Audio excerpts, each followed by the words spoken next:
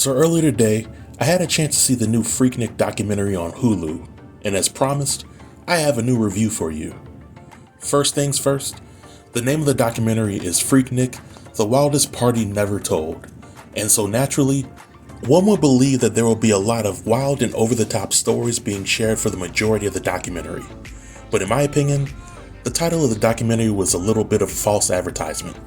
And if you're expecting to see your former teacher, your best friend's mama, or somebody like the First Lady at the Greater Ebenezer New Revival Tree of Life, institutional double rock on the side of the road, to Jericho Missionary Baptist Church of Zion, getting her freak on in a clip from a past Freaknik event, then you might be disappointed because this documentary doesn't really expose the faces of the women that were really out there letting it all show. Furthermore, if you saw the trailer to the documentary and you're expecting to see an hour of pure debauchery, then you're probably going to be disappointed. However, I strongly believe that if you give this documentary a fair shake, then you'll definitely appreciate it for what it's worth. Now, the documentary runtime is roughly an hour and 21 minutes, and it's broken up into 5 main segments.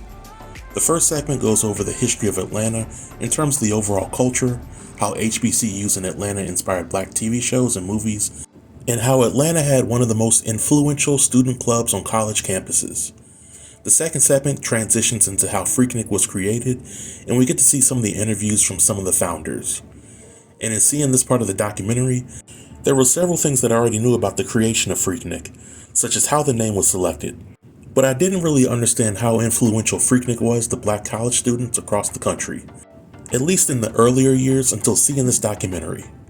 The third segment focuses on hip-hop in Atlanta and how Freaknik helped southern hip-hop artists get airtime at Atlanta radio stations, and how groups like Outkast were able to get their mixtapes out to crowds at Freaknik, which helped elevate their careers. The fourth segment talked about how Freaknik evolved from a safe event for black college students to a literal free-for-all that was inspired by Uncle Luke. And the last segment showed the downfall of Freaknik. Now, after seeing this documentary, there are some things that I liked and disliked. As an overall teaching tool, the documentary earned an A+ from me. I think that narrators like Killer Mike, Mark Lamont Hill, and some of the original founders of Freaknik did a great job at educating the viewers on the impact of Freaknik on culture, as well as the young black adults.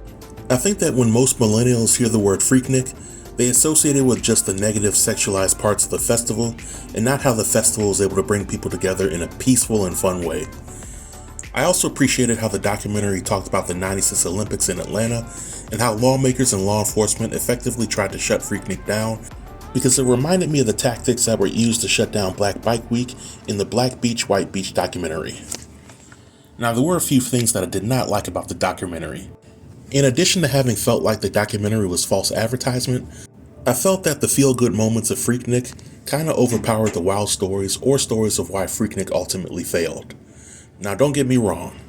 There was a segment that showed 2 women sharing their experience getting assaulted by a group of men, but I kind of felt that the documentary glossed over the danger that several women experienced while attending the festival. I felt that this documentary was a little short on the wild stories that the admirers of Freaknik may have heard over the years. And this might be a nitpick, but I felt that some of the material from this documentary may have been used in other Freaknik documentaries and projects.